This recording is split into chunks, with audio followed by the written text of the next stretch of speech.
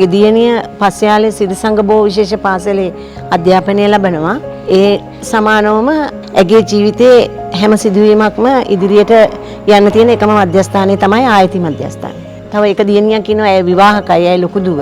ඉතින් මගේ මහත්තයා සාමාන්‍ය රියදුරේ. දියණියගේ පාසල් වැඩ කටයුතු සහ මේ ආයතියකේ සියලුම වැඩ කටයුතු වලට අත දෙමින් මම ඇයත් සමග ඉන්නවා. දියණිය ඉපදිලා පැයකට විතර පස්සේ තමයි ඉතින් මට වෛද්‍ය නිගමනය ආවේ ඇය ඩවුන් සින්ඩ්‍රෝම්ස් දරුවෙක් කියලා. ඒ වෙලාවේ මුළු ලෝකෙම හිස මත කඩා වැටුණා කියන දේ මට දැනුණා. දැන් අපි මොකද කරන්නේ කියන ප්‍රශ්නාර්ථය තමයි මුලින්ම මට දැනුනේ. මගේ ඇස් දෙකෙන් වැටෙන කඳුළු මට නවත්ත ගන්න පුළුවන්කමක් තිබුණෙත් නෑ. කොහොමරි දින සති මාස අවුරුදු ගෙවිලා ගියා. ළමයා සාමාන්‍ය තත්වයට ඇවිල්ලා හොඳට ඇවිදින්න ගත්තා.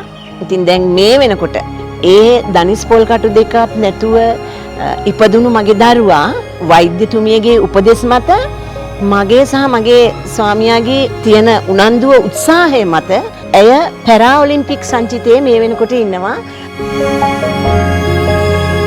මන් දරුවා පෙර පාසලට ඇතුළත් කළා. පෙර පාසලේ දරුවට ඒ නිසි අධ්‍යාපනය දුන්නා. වසර දෙකකින් පස්සේ සාමාන්‍ය පාසලකට දාගන්න පුළුවන් වුණා. වසර 6ක් පාසලේ හිටියා. හැබැයි වසර 6ෙම එයා සමාජගත වුණා පාසලෙන් හොඳට. අද මේ ආයති මධ්‍යස්ථානය කියන්නේ මේ අම්මලට මේක දිව්‍ය ලෝකයක් වගේ. මෙතනට ආවම ඕනේ හැම සැප පහසුකමක් දරුවන්ට තියෙනවා. අපිව ආවහම අපිව දැක්කාම අපිව බදාගෙන හග් එකක් දීලා එහෙමයි අපිව මේගොල්ලෝ පිළිගන්නේ. මේ දරුවන්ගේ කතාව හදන්න ඕනේ, ඇවිදීම හදන්න ඕනේ. එතකොට ඒ තියෙන ව්‍යායාම කරන්න ඕනේ.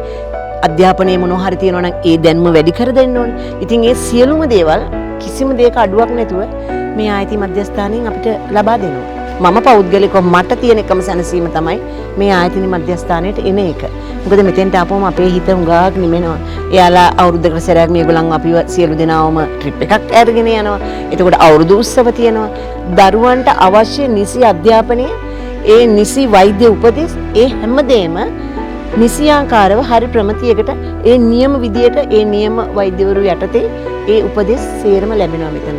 අපේ මනස හොඳට හදලා අපිට හොඳ අවබෝධයක් ඇතුව මේ ගමන යන්න ආයති මධ්‍යස්ථානය තමයි අපිට පීඨ වෙන්නේ. මෙතන තමයි අපිට තියෙන එකම තැන.